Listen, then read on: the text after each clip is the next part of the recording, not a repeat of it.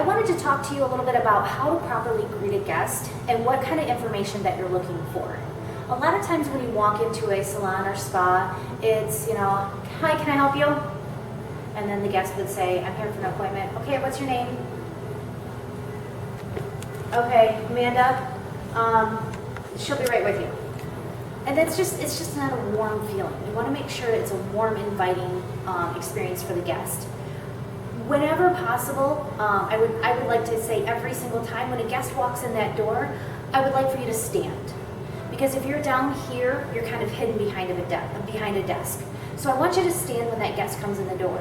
The other thing you want to make sure that you do is, let's say you're talking to your manager, another team member, another front desk person. As soon as someone walks in that door, you immediately stop your conversation. I don't care if you're in mid-sentence. You stop that conversation.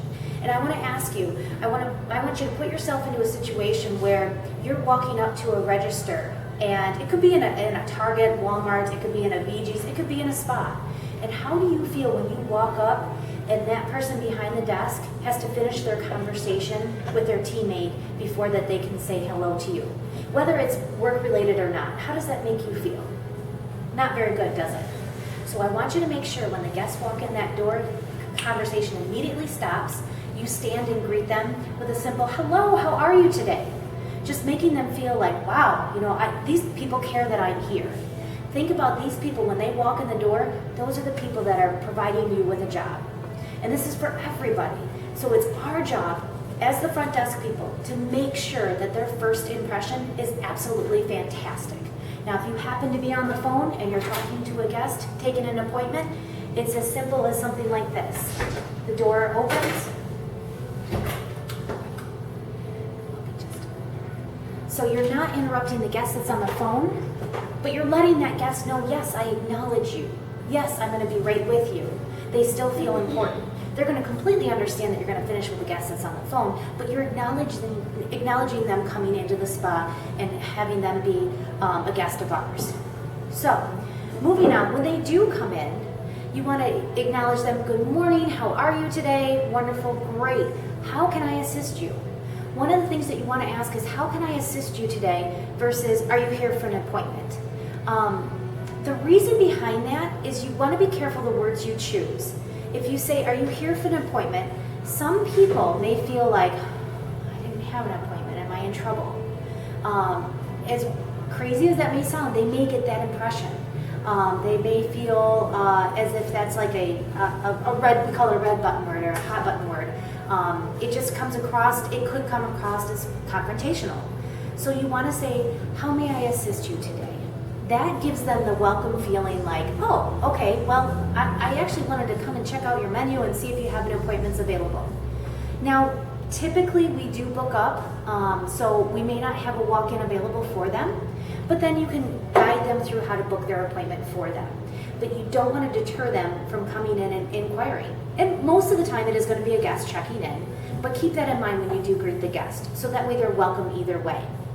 Especially, you're going to have gentlemen coming in here buying gift cards. It's, how may I assist you today, sir? So it's just making them feel completely welcome. Now, when you do have a guest that's checking in, you're going to see through your Millennium training as to who the new guest is. If you do have a male guest, we do have our client forms for them to fill out, but if you have the opportunity to gather that information before you take them into the spa, that would be great.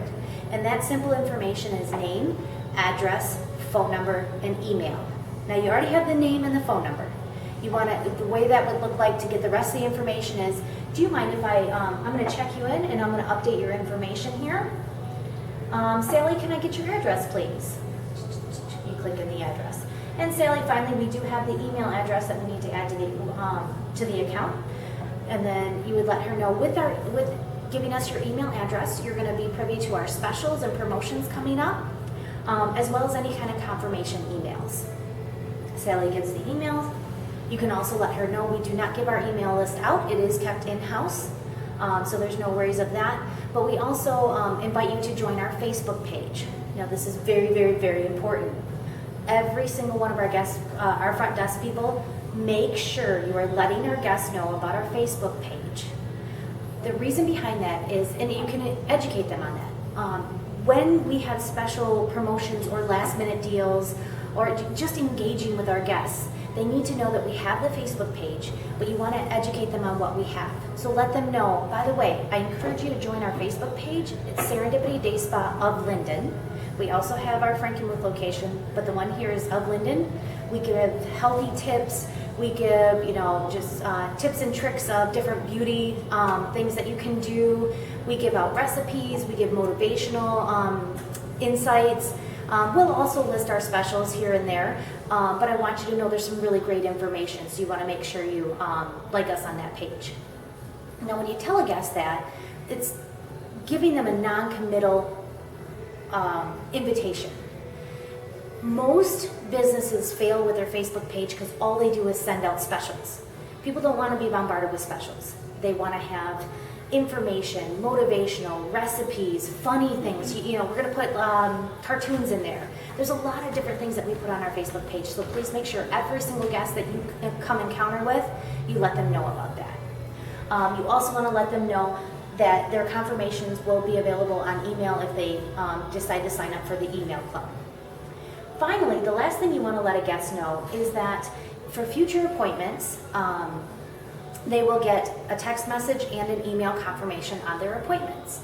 Once they confirm one or the other, it will automatically confirm their appointment. They don't need to confirm both, but by giving us the cell phone number and email, they can now get confirmations through text message and email, and they don't have to have that confirmation call.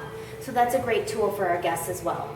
But it's our job as the front desk to let them know that.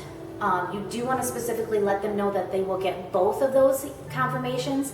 They only have to confirm one of them. The other thing that I want to make sure is if you do have a guest that's been here before and they don't have the information updated in their system, so let's say they come in, they've been here 3 times and you still don't have an email address on them, you want to make sure you get that information. That is the #1 way, besides Facebook, that we can update our clients on what's going on here. So please let them know that and say it would look something like this. Nancy, I see that we don't have your email address on our file. It's our way of communicating with our guests, not only our specials, but days that we're closed, any kind of events coming up. We'll also share information about local events. Do you mind if I get your email address and add you to our email club? You want to ask their permission. If they say, no, I don't want to receive any emails, please notate their account so they won't be asked again by a front desk person. So those are the kind of things that you want to look out for when you're checking in a guest. Making them feel welcome, acknowledge them right away, make sure you get all of the information, educate them on the information of why you're asking for that information, and just overall taking care of their needs.